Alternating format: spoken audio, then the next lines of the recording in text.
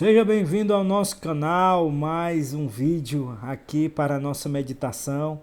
Estamos comentando as leituras diárias sugeridas pela nossa revista de adultos da CPAD. Estamos na lição 9, que trata de uma visão bíblica do corpo, e hoje nós vamos fazer uso de duas leituras que o autor ele nos sugere para o enriquecimento da nossa aula, que hora se aproxima. Mas antes eu gostaria de pedir que você se inscrevesse nesse canal. É de graça, é fácil, você vai contribuir para a expansão do reino de Deus através dessa plataforma. Também que você deixasse seu like, comentasse e participasse conosco dessa interação, tá bom? Então hoje nós vamos estudar, vou colocar aqui em tela, o título dessa leitura é que o corpo do crente salvo ele é templo e morada do Espírito Santo. É interessante que os dois textos que ele aplica aqui nessa lição são dois textos de Paulo, foi quem mais se aprofundou na doutrina do corpo, e aqui a gente vai perceber que o apóstolo Paulo usa, como de costume, uma linguagem rica, né, de metáforas e ilustrações, e a gente vai perceber isso. Deixa eu colocar aqui o primeiro texto que o apóstolo Paulo ele fala, na primeira carta aos Coríntios, no capítulo 6 e no versículo 19, você lê assim: ou não sabeis que o nosso corpo é o templo do Espírito Santo, que o Espírito habita em vós, proveniente de Deus, e que não sois de vós mesmos. Deixa eu botar aqui na câmera para vocês. Meus irmãos, prestem atenção nesse texto que eu acabei de colocar aqui para a gente meditar, que é interessante você perceber que o apóstolo Paulo, ele conclui esse versículo. Na verdade, é uma seção que ele inicia no versículo 12 do capítulo 6 dessa primeira carta aos Coríntios, falando do princípio da licitude. O que é isso? O princípio da licitude é quando ele fala que tudo lhe é lícito, mas nem tudo ele pode fazer.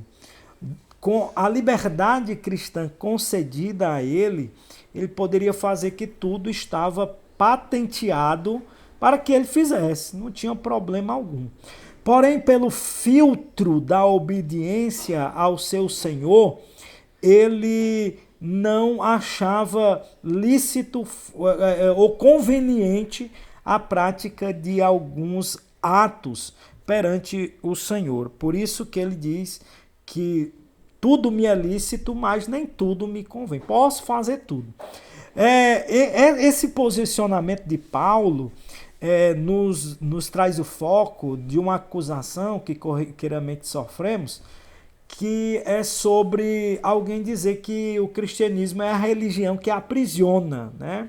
Que escraviza, quando na realidade é o oposto disso. O cristianismo ele propaga, ele prega a liberdade, ele fala que o cristão ele pode viver mesmo em um ambiente hostil, rodeado de tantas coisas, e ter a opção de não ser um dos praticantes dessas coisas, pois ele tem a Bíblia como seu manual de fé e prática, e é importante que foquemos nessa situação, tá bom?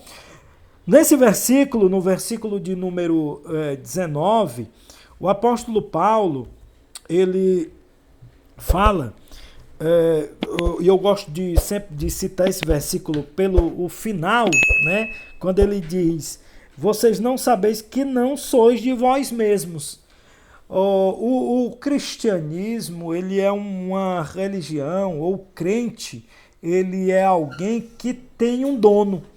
E o que Paulo ele está trazendo aqui à memória da igreja de Corinto é que ela jamais esqueça esse senso de pertencimento, que eles pertencem a alguém. Se hoje é comum o movimento feminista, essas ideologias contemporâneas afirmarem meu corpo, minhas regras, para defenderem todos os seus princípios de moralidade, o cristão, ele, por outro lado, defende a sua fé, falando que essa sensação de pertencimento está sempre na sua vida. E aqui ele começa, né, já que eu citei o final, ele diz que pergunta aos coríntios se eles não sabem que eles são templo e morada do Espírito, templo e habitação. Na história judaica, pelo menos 2 grandes templos se destacaram, né? Se destacaram, que foi o templo de Salomão e, na época de Jesus, o grande templo de Herodes. Os discípulos ficaram impressionados com aquela estrutura.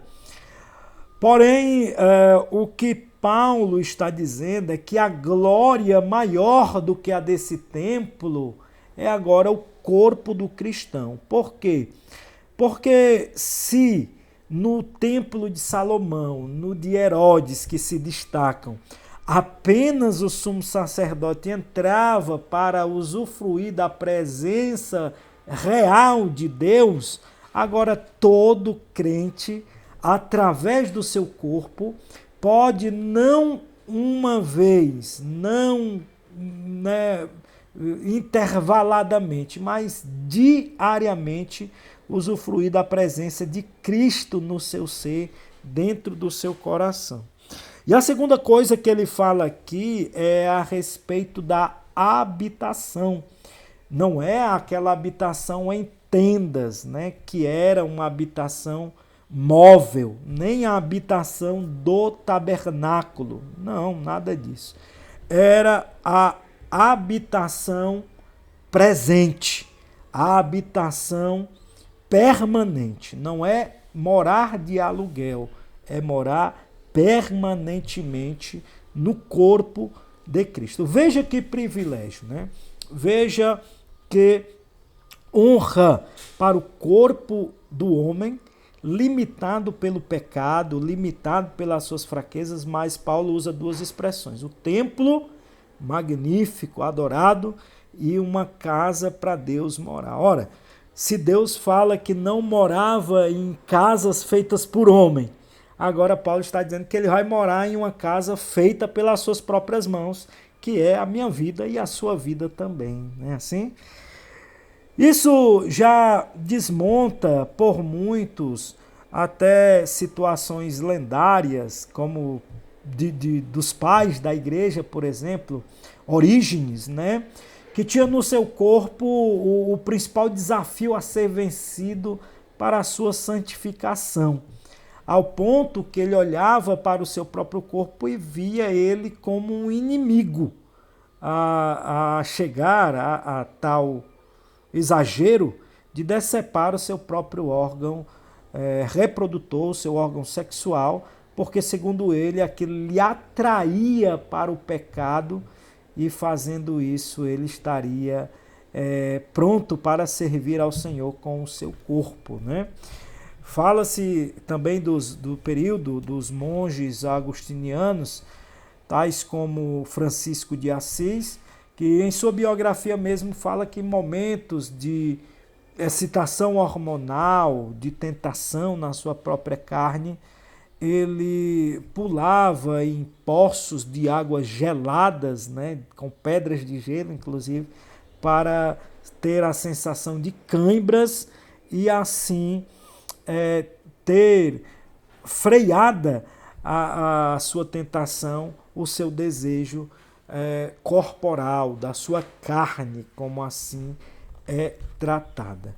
Portanto, meus irmãos, é interessante saber, notar aqui nesse texto, que Paulo ele fala, comenta, né, que o corpo do cristão ele tem um privilégio tremendo da parte de Deus. Também agora Paulo ele prossegue aqui na carta aos Efésios, que é esse texto que está aí em tela, Efésios 1 e 3. Efésios é conhecida como a rainha das epístolas, e ele usa também outra figura de linguagem muito interessante para nós, que você pode aplicar na sua sala de aula também, tá?